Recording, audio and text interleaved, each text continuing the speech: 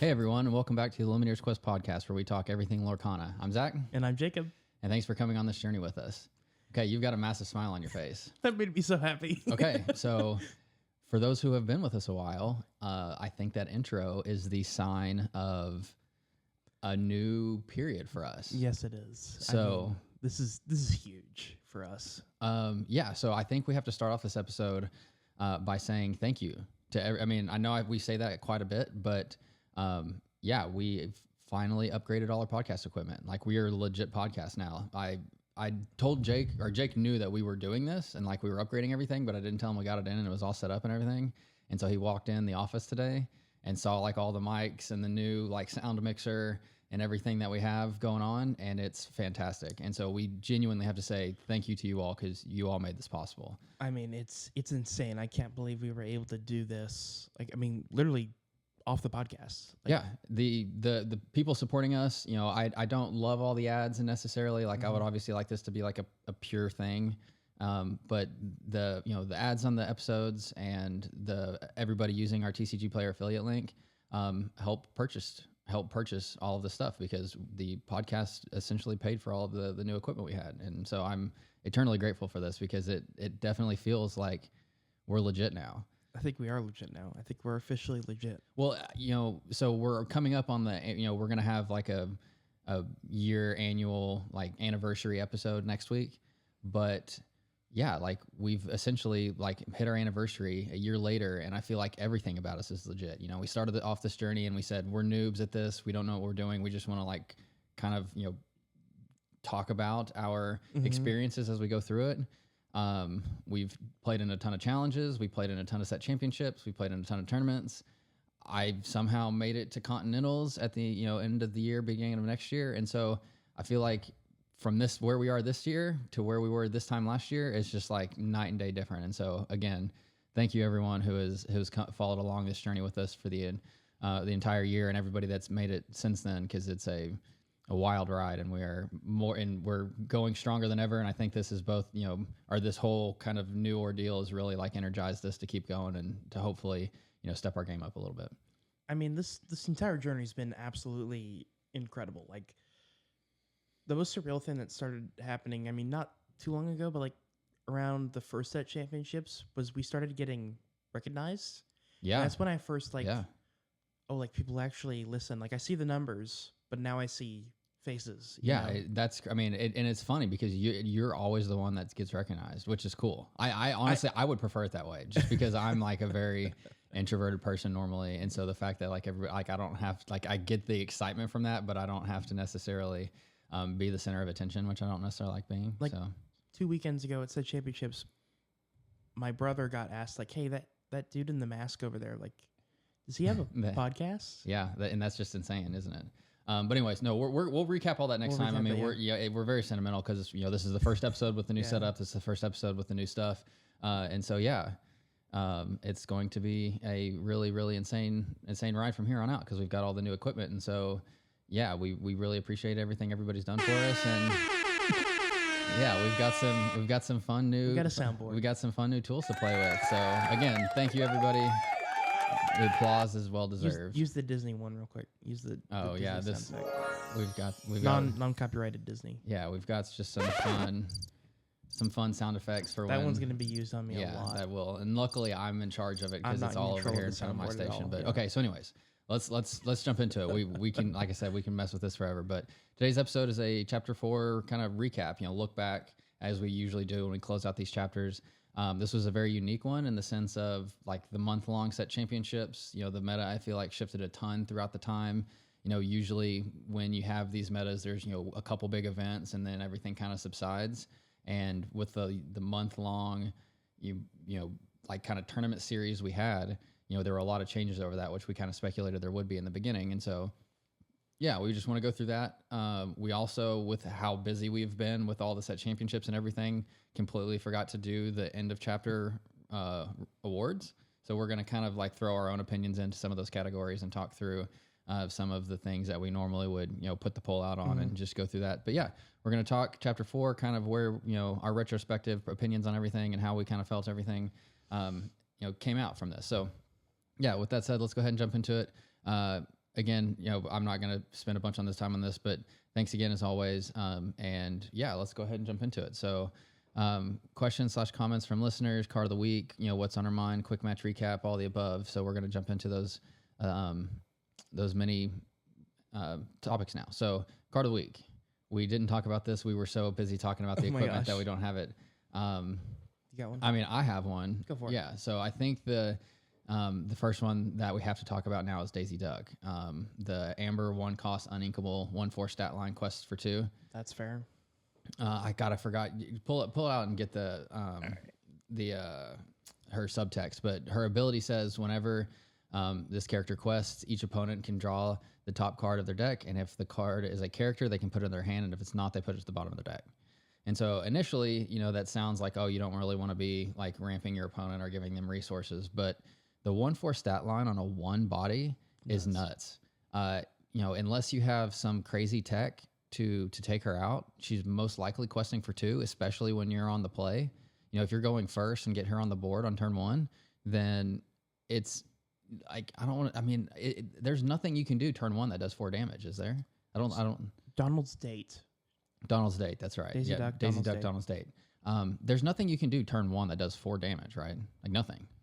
You can do Fire the Cannons, which does 2.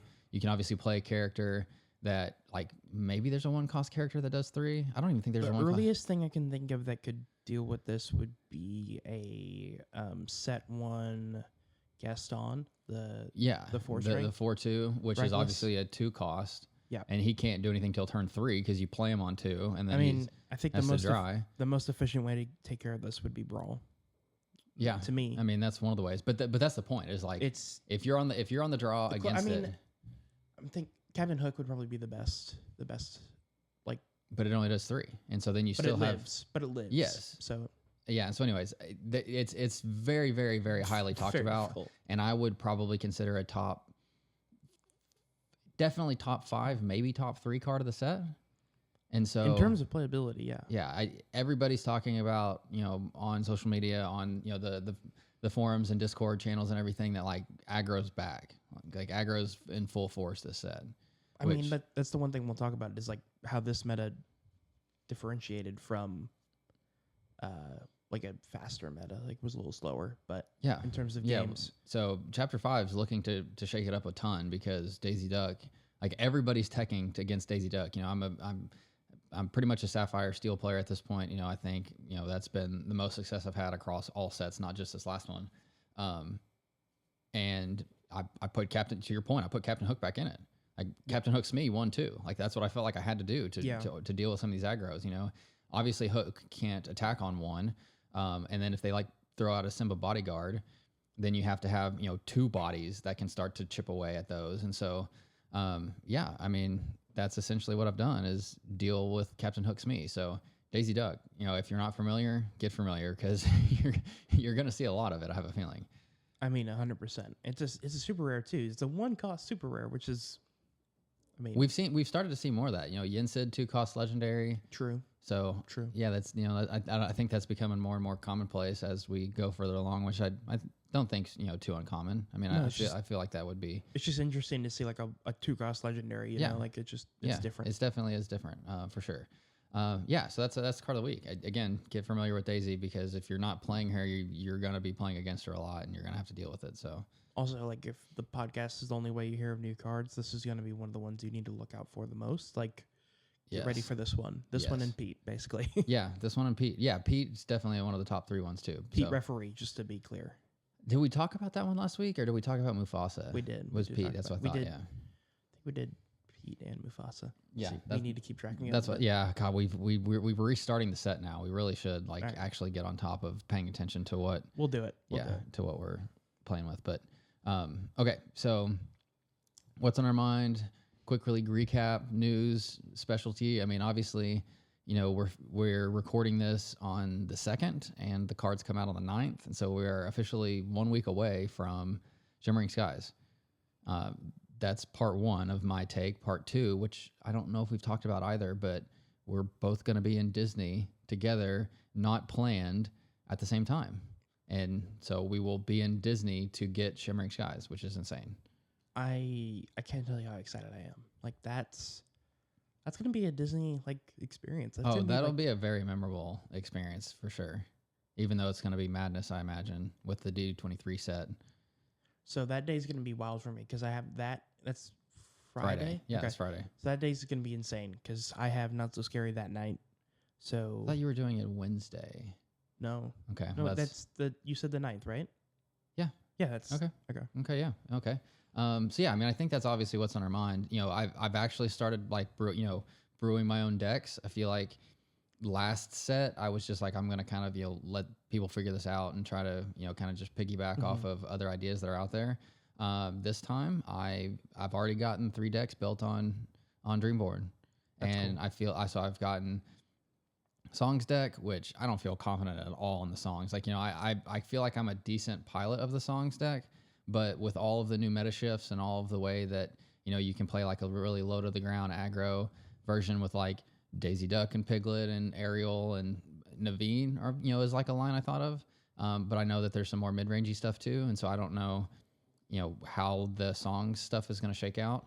I also did an amber or a purple steel amethyst steel kind of balance package with Pete and some of the normal damaging things, and then I did my updated sapphire steel list. So is the elephant in that amethyst steel? Very much so. Nice. I think elephant plus cogs are going to be like very, very annoying to deal with. I love the elephant. The elephant's the elephant is going to mess people up. Yeah, for sure. It's just a 7 health body, and if you do it on 5, or if you play, like, imagine you have a crab on the board, you bounce the crab with your elephant and play cogs on 5, your elephant takes out whatever it needs to, lives through that attack because it's got 7 health, and then you give it rush, and so it does the damage, and then the opponent has to attack into it, because if you don't, then they move that damage the next turn, and then it kills whatever it wants to, most likely. Exactly. So the elephant cogs is going to be insane. So yeah, elephant's definitely included in that list. I agree. I mean, that's a good plug in there. Yeah. Have you started brewing at all, or have you thought through the lists and what you're gonna play and that sort of stuff? My life has been super busy, so that's fair. I have not had the time to like specifically look at like deck formations. Like I know the cards that probably I want to play. I honestly I don't know what deck I'm playing. I mean, I think spoiler alert. I think I'm playing Steel Amber, but yeah. I think it's going to be very. Steel's always been super meta, but I think it's going to continue to be because I think a lot of people's attention has gone off of Emerald. I still think it's going to be really, really annoying to deal with. And, obviously Diablo is going to be a massive part of that, and so I just need that damage deck to be streamlined. I need someone to streamline it. Then I'll probably go do it. Yeah, see that one's. I mean, it's going to take a ton of. But I even like under the sea stuff. I think that's still going to be really, really crazy too. And so Diablo is obviously an important part of that. And so with that comes direct removal necessary. And so you throw in your fire the cannons, your babooms, your grab your swords, all that type of stuff to deal with the Diablos. And yeah, so you still have steel. So that's pretty much where I'm at too. I'm at some form of steel, most likely sapphire if possible, if it's still really viable, which I imagine it will be, but if not, I really like the amethyst steel ideas with the elephant and cogs, but yeah, we'll see. So that's kind of where my head's at as well. I mean, I'll talk about league recap for me real quick because this is the first time I've been to the league in a while. Oh yeah, between being out of town and being sick and set championships and just life. Yeah, it's been a while. And how did it feel coming back? It's awesome, dude. Like I told you and Michael, like, we have an actual league now. Like it feels legit. Like, yeah, we have a crew. I also have to say, shout out Michael, because I would have said set 2 and 3, like you and I were probably the integral piece of the league, like the central members. Michael is definitely the center of our league now. He has True. attracted 3/4 of the normal members now. I mean, the weirdest experience I had, there's another Zach at League now. There's another Zach at League now. We shouted him out last week. And he, as soon as I walk in, he says, "Oh, there's Jacob." And I'm like, "What?" And I was like, "Oh yeah, I listen to you all the time." And it's like, that's never gonna get not weird. Like, yeah, like it's crazy. I've never met him before. but he knows how I talk. Yeah, I mean, so I guess for the non-local listeners, Zach is one of the newer people to League that Michael brought in that realm. But yeah, so he's been listening to the podcast, trying to get up to speed on the game and the meta and everything, and so he knows you well already. It's so strange. Okay, so you ready to jump into it? I mean, there's a ton of recap we got to do. So all right, let's do it. Okay, so let's not do every topic just because I don't want to spend 45 minutes just talking about just that. the main ones. So top legendary card, is it universally Diablo? I mean, I think it has to be, right? Yeah, it 100% is. I mean, the only other one that would somewhat make it into the conversation is obviously Sisu, I would say, right? Yeah. There's no other. No, I mean, I don't. Yeah, I think it has to be between those two, for sure, because I'm trying to think if anything else was played, and there really wasn't, for sure. I mean, hands down, it's Diablo, because you have to deal with it immediately, otherwise, game over. Yeah, I mean, I think we talked about that early on. That I said it wasn't as crazy as everybody initially thought because it could be dealt with, but that's the thing. That's the thing. You have to be, and I just mentioned it. I was like, going into Shimmering Skies, you're still gonna have to deal with Diablo. You have to deal with them, or you just can give them such a big card advantage that they're gonna run away with the game. I think that's the thing that I think you've gone through it too, but definitely me is if a card is so good that they're using resources, that's a good thing. If a card is such a problem that they're using their turns to deal with it, that's a good thing. For sure. Because then you're still playing your stuff. They're dealing with it, not doing their normal play line. Yep. Absolutely.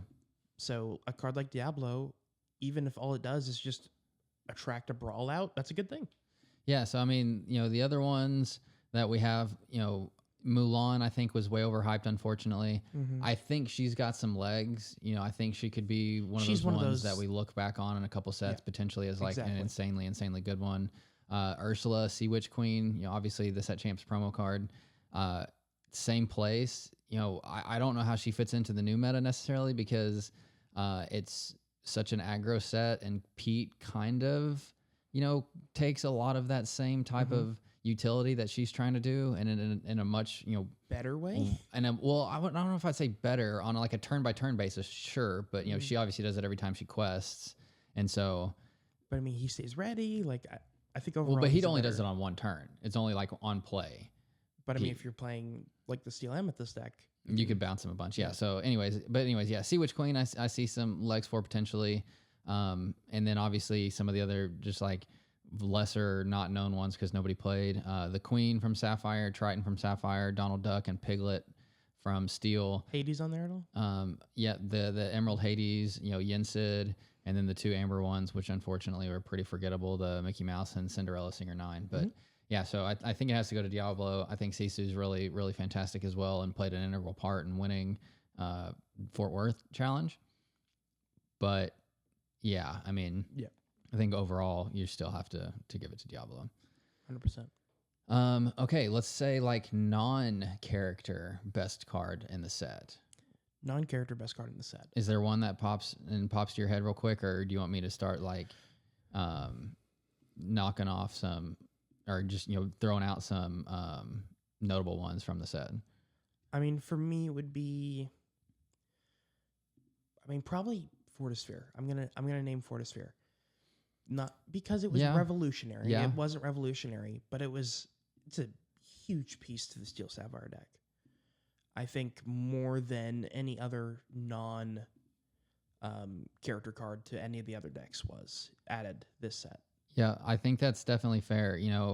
The Sing Together stuff came out this time. And so I would throw Under the Sea and kind of in the mix. That was the one it was between those two. But I think Fortisphere has to be mentioned because it's just it's a staple. It's a staple. It's absolutely a staple. So Under the Sea, we don't talk about Bruno. Those are both pretty fantastic ones. Be King Undisputed, I think, also deserves an honorable mention. Beacon, I think Beacon is two, in my opinion. Fortisphere, then Beacon. It's definitely up there. Ice Block, Great Stone Dragon. Ice Block, I think kind of fell off towards the end. Great Stone Dragon's definitely not a 4 of by any means. Yep. But I still think there's a world where it's extremely fantastic. And then Fortisphere. So for me, man, I you didn't know. mention Hidden Cove. Oh, Hidden Cove. Yeah, Hidden I did. Huge. I did miss the Hidden Cove. Hidden Cove messed me up too. Yep. Hidden Cove is Yeah, just held in a sneeze there. So Good job. Jacob's laughing at Good me. job, sorry. Man, I don't think I'm gonna pick Fortisphere. I think Fortisphere is like a staple, but I don't think it's the most impactful. You know, I usually go back to like the most impactful cards. Think if you didn't have I think I'd say draw, Bruno. I think I'd say Bruno. I mean, think if you didn't have that constant draw engine, dude, in Steel Sapphire.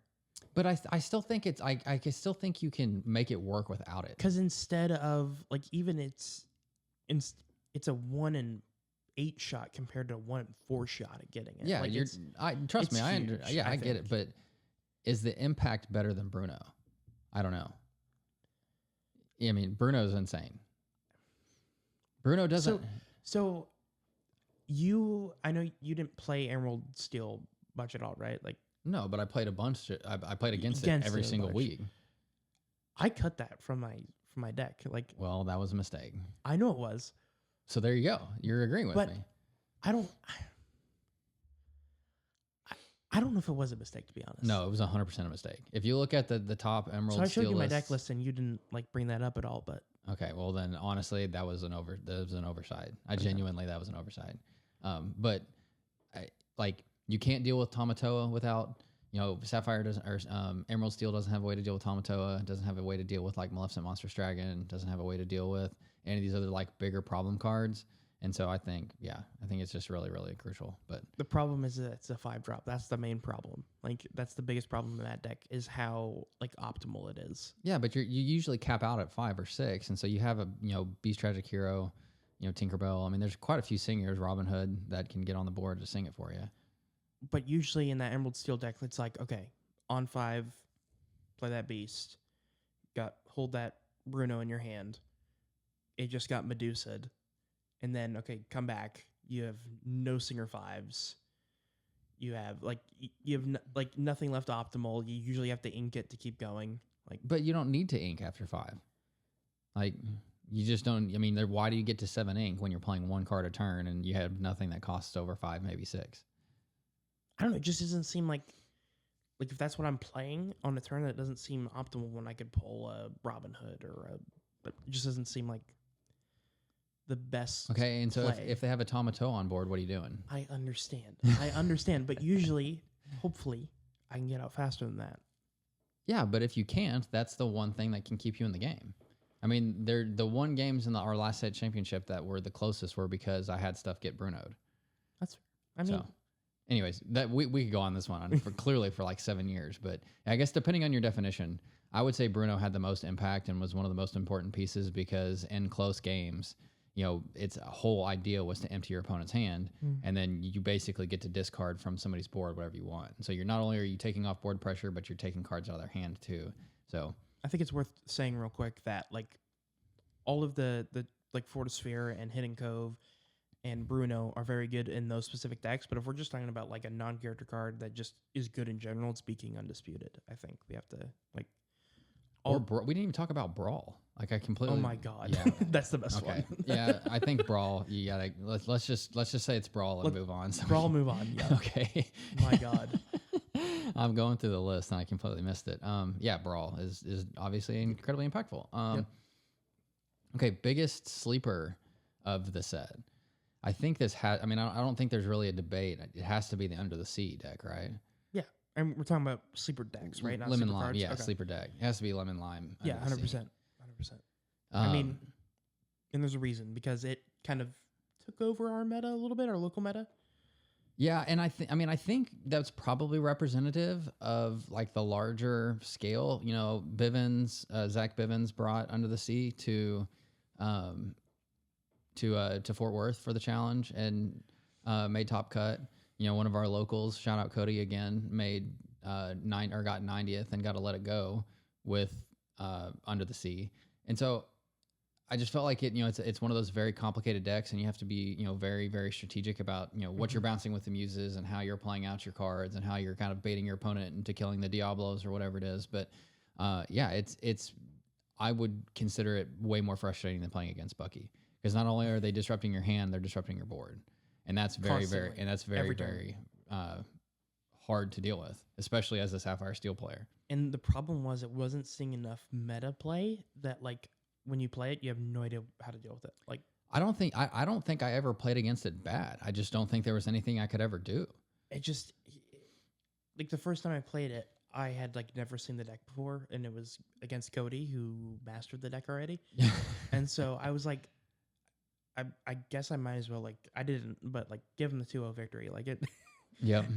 There's nothing I can do. Yeah. So I think Under the Seas definitely like the sleeper deck. Is there a sleeper card? Like, is there some card that I think was, that you would consider a massive sleeper? I don't know if there is. I think by the end, you play this for so long that by the end of the set, everything was pretty established. I mean, from an individual card perspective, at least. I mean, I'm gonna shout out Cricky here for a second, because I know like he didn't take over the meta by any means, but I think he's one that will, and one that was very inside championships from.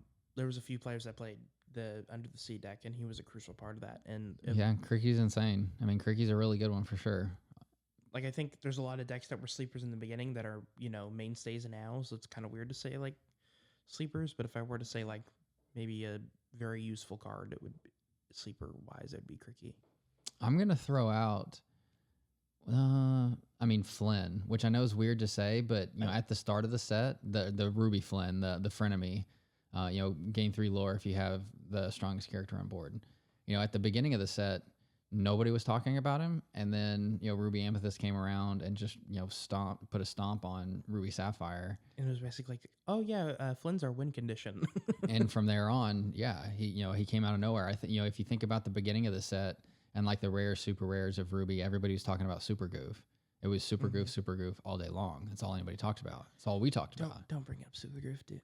I feel so like sad about that. But yeah, I mean, Super Goof will have its day too when Mufasa comes back. Yeah, but hopefully. But yeah, Flynn's the truth. I mean, here's the thing. Like, I don't think it was ever like we were like, oh no, that's not going to be good. It's just like, it's a great ability. It's just we didn't see how easy it was to pull off. You don't realize how much pressure it puts on you. But it makes sense when you like think Ruby Amethyst. It's like, okay, yeah, the overstated bounce cards with that makes a ton of sense. Yeah, it does. It just makes and the Sisu and the Sisu shift target. So, yeah, I that would probably be mine. I mean, I think there's probably 4 or 5 other ones. I don't ever think we've talked about this one before, but what about most overhyped?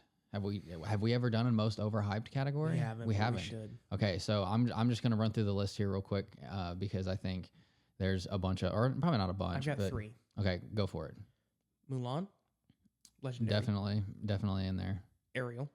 Okay, that was one that so you're talking about Sonic Warrior for sure. Yep. And then Super Goof. Yeah, I mean, I don't think you can't argue any of those by any means because they're definitely. And those were all hyped by me personally. Like, I'm not saying anyone's fault. No, I'm pretty sure. I mean, I hyped up, or you definitely hyped up Ariel. I hyped up Mulan beyond belief, and I think we both had Everyone a pretty and I'm pretty sure everybody hyped up Super Goof. So that's a good list to stick to. I think it has to be Super Goof, and again, not that it's a bad card. I think just that we assumed it would have a place in the meta and it didn't. But again, the meta was we can talk about the meta too. But yeah, I think it was just so tight, and Bucky / Diablo had such a stronghold on the entire meta that if you weren't doing something to deal with that, then it didn't matter. And Super Goof didn't have any way to help / deal with any of that. So could have a shot. In the future. I definitely think so. I'd also like throw in a Lumiere potentially. I think Lumiere is going to be big. It's huge. Here's and we're not on the Shimmering Skies yet. I think Lumiere is going to have a drastic comeback because of what am I trying to say? Daisy that we talked about. If you just give everything +1 strength, Captain Hook, turn 1 Hook, turn 2 Lumiere, Daisy's dead. And again, that's a very specific line. No, that's legit. And I don't expect people to like pick up the Ruby Steel deck because of that. But there are also like other, like Rafiki plus Lumiere for Ruby Amethyst. But I imagine like that even defensively, like a Ruby Amber, like Mufasa, like you got Daisy, and then you turn 2, do the Lumiere. She's a 2/4, and so whatever attacks her probably dies. That's not a bad thought either. So like even to that hook, kills the hook, kills the Smee if you don't have a hook or a captain on board. Yeah, like that's crazy. That's a good thought too. Yeah, so I think there's definitely some ones that'll see some comebacks. I think the uninkable baby Sisu, the daring visitor that wasn't really played much this set, I think she will come back because of the aggro. You know, everything in those aggro decks basically have one strength, and she can just banish all those. Especially if you do like a Pluto turn 1 and then get her out turn 2 to get rid of that Daisy as soon as possible. Oh, I see what you're saying. Yeah, you're playing. Yeah. I mean, that's very feasible for sure. So, okay. I don't think there are any. There's no noteworthy location. Well, no locations. Hidden Cove. Hidden Cove's the only location that's noteworthy, right? Like there's nothing else even like remotely playable. Let me just run through these real quick. There's Ursula's Garden, and Emerald. There's Casa Madrigal and Ursula's Lair. There's the Underworld. That's somewhat playable. But not it's the closest thing. Not anywhere close. Snuggly Duckling, I wanted to work really well, but it obviously didn't. Training Grounds never got anywhere. The Sapphire ones were pretty forgettable with Ariel's Grotto and Winter's Camp. And then in Steel, you have the Wall and Thebes, which are both obviously extremely forgettable as well. So, yeah, I think, you know, it has to be Cove. Yeah, and the mirror matches and even in the Sapphire Steel match that, you know, I would be playing into Emerald Steel, like the Cove messed me up a couple times. Yeah. I mean, it lost me the top 16 game. Without my opponent having Cove, I think I won that game. So, but anyways. Wow. Okay. So I mean, is there any other like notable category that you want to talk about? I mean, we talked about like character card, non-character card, legendary. How about we do our final rankings of the meta decks? Oh yeah, we have to talk about the meta for like the top decks. So it's really tough. You can do top 5, top 4. I'm just gonna do. I mean, 4 is like the undisputed 4, right? No, I don't even think so. I think it's not undisputed. Yeah, because I don't. Well, okay, so you mean the initial 4 we talked about, which was Ruby Sapphire, Sapphire Steel, Ruby Amethyst, and Emerald Steel. But Ruby Sapphire fell off hard. That's what I mean. I think you. But maybe you talk about 4 with the 4th being Lemon Lime. Yeah, I think you do. Maybe I think you do because. Okay, so let's just say those 5. I think 5th is Ruby Sapphire. 5th is Ruby Sapphire. Yep. It just had a hard fall off. I think there were some Hercules tech and Vital Sphere tech towards the end that potentially could have done it. I know I played your brother to practice the day before the last set championships and beat him, and then going into it, we had to play the first round, and he beat me. So I was like, well, this is of course how it would go. He'll beat me when it matters. So yeah, I think it was. I mean, maybe a better pilot would do better into that matchup against me, but the Hercules / Vital Sphere tech, I think, gave it a little bit of life, but it definitely not near as good as it initially was. 4, I don't know. Is it Under the Sea or is it Sapphire Steel? I think it's Sapphire Steel, which I know you weren't going to go that way, but I really think it is. I mean, I'm going to agree with you on that. I am. Okay. Because, I mean, it's hard to say because, like, we have so much more of an understanding of Steel Sapphire than we do Lemon Lime. And I think that's why it's played more. I think that's like when you think about the meta, you know, and it being like the quote top 3, I think that's just why, is that it had a very, you know, strong history of play. Mm-hmm. And so people felt a little bit more comfortable going to that and felt very comfortable going on to that into Bucky.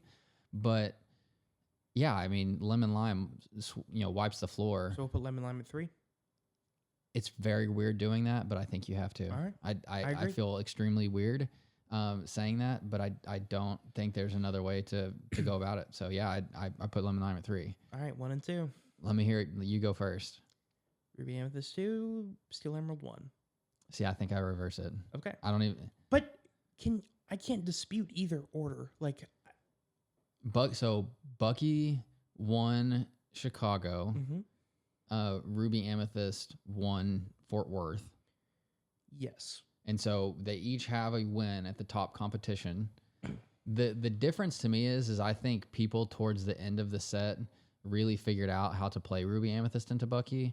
And while it was very underrepresented in the top 64 in Fort Worth, I don't know if that's a an indication of just how many people were playing it, knowing that Fort Worth would have a ton of Bucky, or if it did underperform.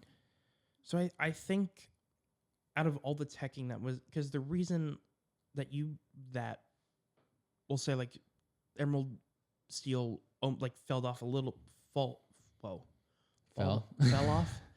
Dear God, fell off at the. Okay, continue. Wow.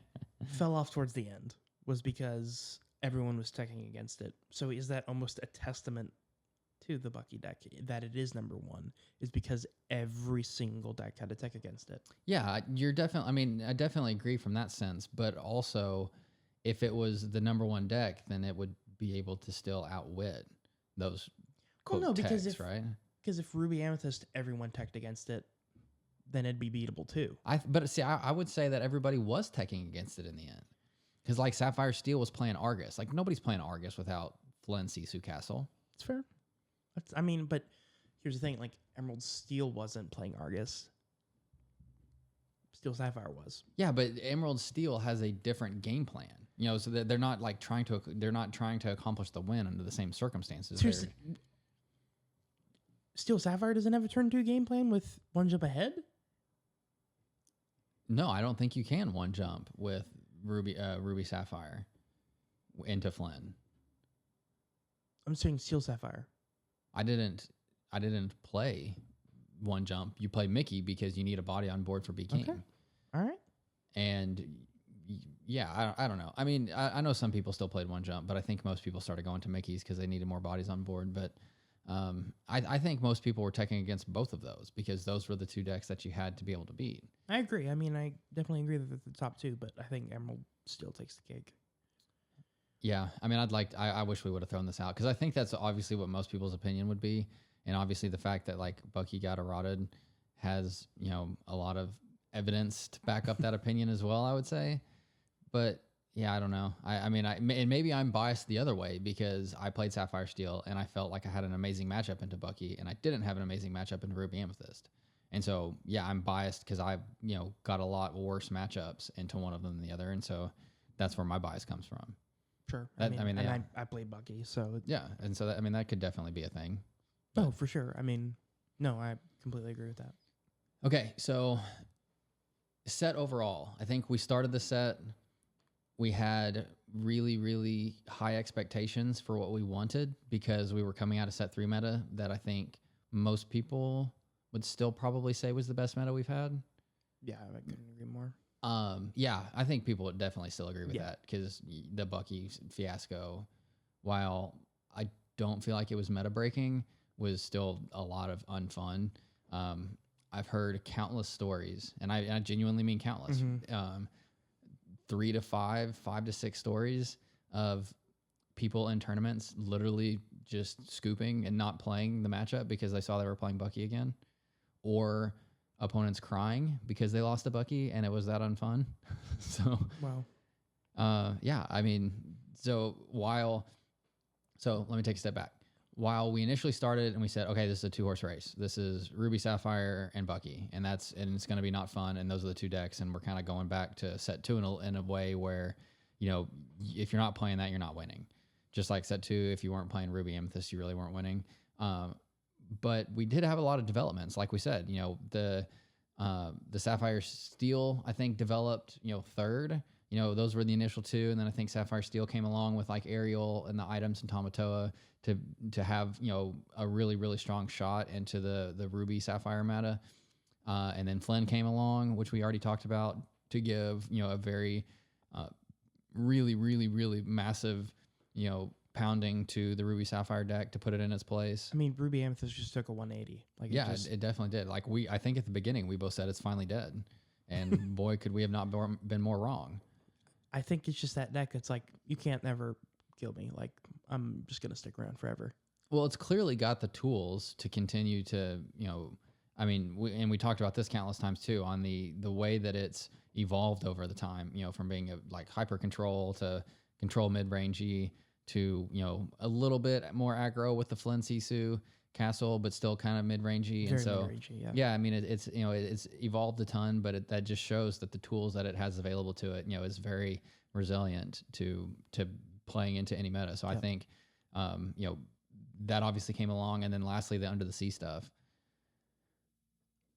I mean, like that one, the Lemon Lime just blows me away. Like how efficient it is. Like the muses, like that was another card that was like at the beginning. That's a like, big underrated card we didn't talk about. Muses makes a lot of sense to be really good. Like because we were assuming like, oh yeah, Tempo's gonna still be played, right? Which that never ended up happening.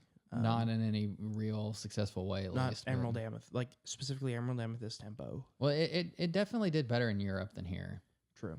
But yeah, anyways, to your point, yes, it definitely died. And that's where like a lot of the stuff that ended up going in the Lemon Lime stuff we were all assuming would go in the Tempo. Right. So it just transitioned over. So. Yeah, but so anyways, all of that to be said, with the long extended set championship window and the development time frame that people had to continue to brew and to try new things and to test, that created a window of opportunity for people to to find the meta and to find something meta breaking, which I think continued to happen, which was cool to see. So like where we are today, looking back on the entirety of the set, I definitely have much more fond memories of it than I thought I initially would. Well, you remember my set rankings? Well, you had it 3, didn't you? I had it 2. I had set 1 at 3. Oh, that's right. We had a massive argument about that one. So number 4 I had set 2, number 3 set 1, then set 4 set 3. Yeah. Which again, I think we had different criteria that we were ranking on. I still stand by mine. But if we're talking about like strictly, the meta of the game, I would agree. I think set 3 is still number 1, set 4 is number 2, and you go from there. But I think this ended up being a really fun set.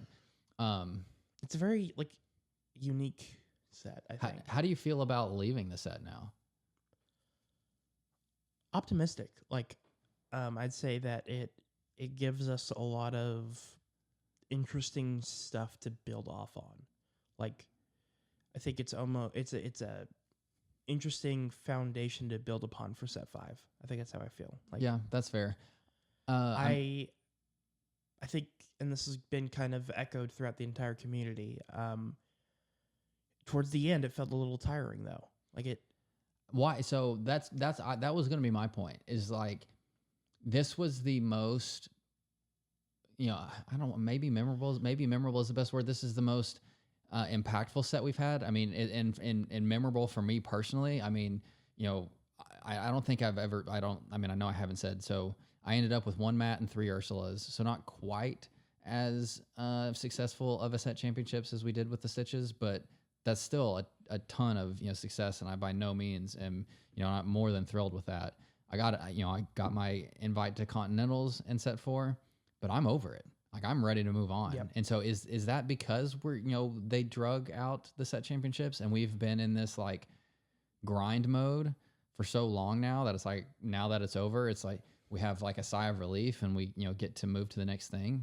And I think it's what it is. Like it isn't. It's tiring, but it's not like a negative tiring. Like it's not like, oh my gosh, this is a bad set. Oh no, not at all. That's what I mean. It's very weird feeling. It's just like it's almost like after like a good hard day's work, it's like, all right, that was good. It needed to happen. Now it's time to move on. Like excited for the next thing, like.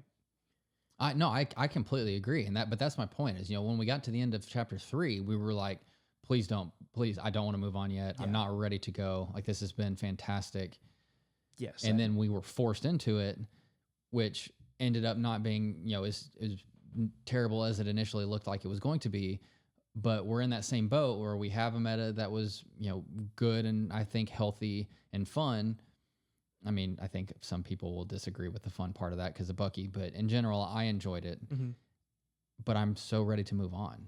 Yeah, so is that burnout's the wrong word, but is that just getting to the end of the lifespan and now that the set champs are over and now that all the competitive events for this era are done and we're just like ready to move on and start to the next thing? Yeah, and I think that I think they overall have timed everything perfectly. Like now the 4 weekends is perfect. I think I don't think it lasted too long to where were like, just get me out as soon as possible. And it didn't last like too early. We're like, I wanted to keep going. It's perfect. Yeah.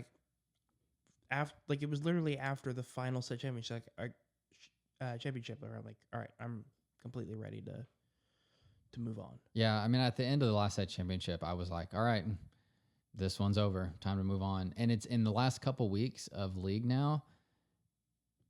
I don't want to say I haven't had fun, because it is fun hanging out with everybody, but it's just not the same. It's like, all right, my heart's not in these cards anymore. Mm-hmm. Like, I'm ready for the new stuff.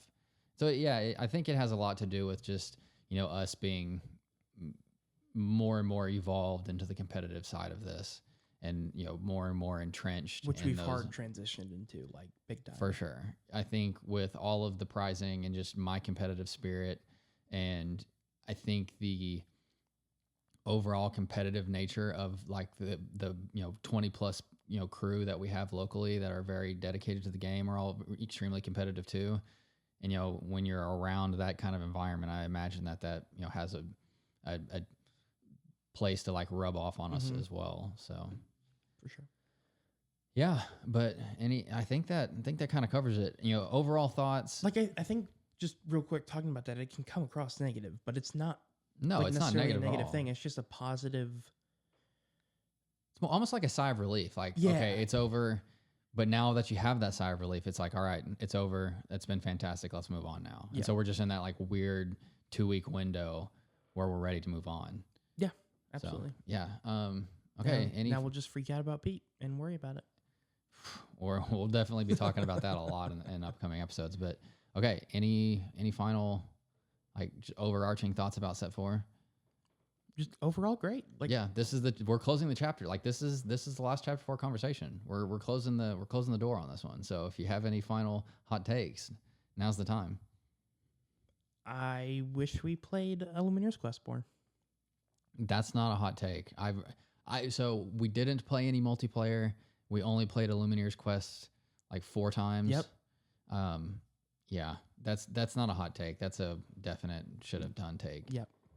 But again, I think the competitive side of us and the constant changing of the meta and the constant updating / play testing of the competitive decks definitely ate into that ability. Let's just say this, and I won't spoil it, but if Illumineers Quest had better pricing, a better promo, maybe I'd be more enticed. I don't. We can spoil it now. Like the card's out. See, they're still saying keep it quiet. Who's saying? I have not seen anybody say that in 6 weeks. I mean, you can go for it then, but I'm not saying like I want to quote spoil it, but I'm saying if you wanted to talk about it, like it's an open forum to talk about. Nah, just the card decks. Yeah, we'll just say that. It's the Hexwell Crown and Amethyst. Okay, you spoil it. Yeah, I'm not spoiling it. I mean, it's out. Like the card is part of the set now. That's fine. Say whatever you want to make yourself feel better about it. That's okay. Yeah, I will. All right. Yeah, okay. I think that wraps it up. But my overall thoughts were fun set. I think there was a lot of variation that happened throughout the set. A lot of massive kind of overarching news, changes to the game, changes to the online community, that this will be like a very memorable set because of all the stuff that happened during this time with the set championships, with the Lorcana challenges, with everything that happened. So that's a big piece too. I think the set might be looked as somewhat controversial. Because of Bucky? Because of what happened with the online competitive scene. Just overall, it might be looked as like a controversial time period in Lorcana. I wouldn't say controversial. Well, controversial means, like I think most people agree with, I don't know the right word, the frustrations around a lot of those topics. I don't know if that's controversial, I think, but like frustrating time period. Well, I mean, like some people were like, we've seen somewhat recently a lot of the content creators leave the space. I think some of that's just burnout. Most of us especially, we're not like big content creators. We're not making a living on this by any means. We're barely making enough to buy a couple microphones. Yeah. So, yeah, I think that more just has to do with the amount of time and effort that it takes to do this. And if you're not just doing it for the fun of it, and life events obviously get in the way. And, sure, we've been very lucky enough to where nothing has happened that's kept us from being able to continue, focusing on this. And so, yeah, we're fortunate enough to do it. But yeah, I mean, I think some of like the online creators obviously have taken a step back in the space just because they're not able to do the same. But a lot of the podcasts and YouTube channels that have taken a break haven't necessarily been because of that. But yeah, good times. Good times. No, I mean that. I mean, I think to your point, there was a lot of frustration around this, but in general, I still think the development of the game and the overall health of the game is fantastic as ever. Am I worried that I'm gonna not be able to continue to compete at the highest level because I don't have the online testing capabilities that I did before? Yeah, it's a real concern. But I know that we just have to make do with what we got, and I love the game enough to continue to try. That's the interesting thing is how like the meta's going to form in a completely different way now. Yeah. So we'll see how it goes. Yeah, we're gonna have to very much play test now versus just like having a deck and playing. We're gonna have to be very diligent about play testing. Yeah, it's gonna be a fun ride. Yep. Okay. That closes the door on chapter 4. So, let's welcome in. Yeah, we're banging around on the tables. These mics are very much more. We're getting used to it. Are very much more sensitive than we're used to. But yeah, Thanks for everyone for going through chapter 4. I hope you had a lot of good thoughts / feelings on the set, and hope Shimmering Skies is even better for you. All right. All right, everyone. Thanks again, and we will catch you next time. Bye, guys.